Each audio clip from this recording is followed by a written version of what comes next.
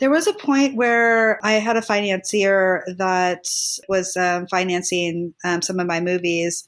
And they were also financing some of Kevin Smith's stuff. And they were going to be doing a movie with him. And so they asked me if I would come on and produce it because he didn't have like a physical producer at that point. So I did that. And it was interesting. It was definitely interesting. I would say that like that movie solidified our relationship to the point where we didn't always see eye to eye. We definitely got into it a few times, and I think he saw me more as like somebody that the studio brought on to oversee it, and I don't think he liked that. But through that experience, we both grew to really trust each other, and he really opened my eyes to like his version of how you like. I was very like, this isn't how you make a movie. This is how you make, and like he's like, I've been making movies forever. Who are you? And I'm like, all right. And like I had to like let go of all of the things that I thought needed to happen to make a movie. And then he kind of had to like trust me and some things where I was like, this is where I have to draw the line. But now like we have such a great respect and love for each other. And I think it's just a magical relationship. I'll do anything that he asks me to do because he's so genuine and just a really a decent, amazing human being, which is very, very rare in this business. I think he's extremely creative. Yeah. And some people either love or hate his movies, but I don't think anyone's going to have a bad thing to say about him once you meet him.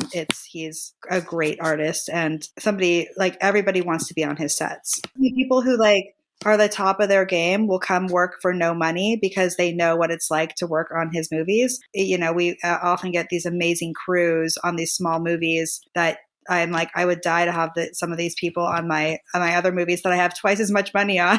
but they like love Kevin, and yeah, it's a fantastical world when you're working with him. But I think we've both learned a lot from each other, and I think that's all you can really hope for with a movie is like you don't want to like I don't want to work with directors again and again who like just want me to like hire the crew or like I want there to be a mutual respect and a mutual like collaboration.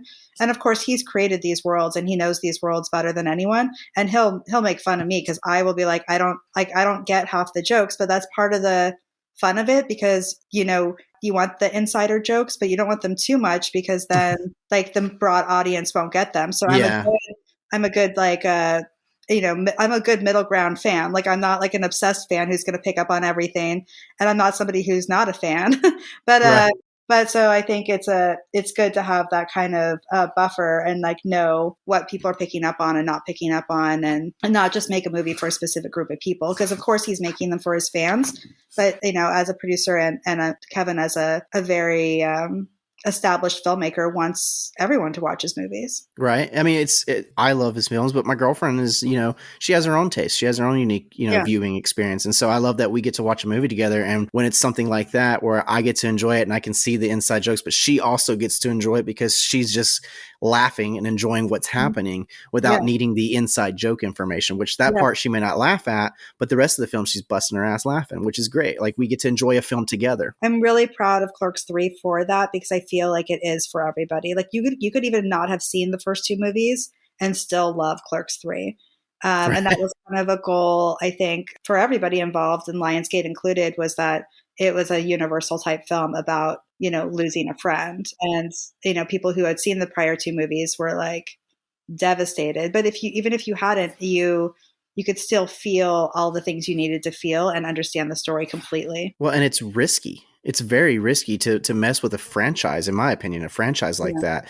But it has heart, and you're speaking to not just the fans, but to new viewers. So it's risky, but it seems like it paid off, and that's good. Yeah. And it's also so personal to him because he did have a heart attack and he almost died. And so the story really had like true meaning to him.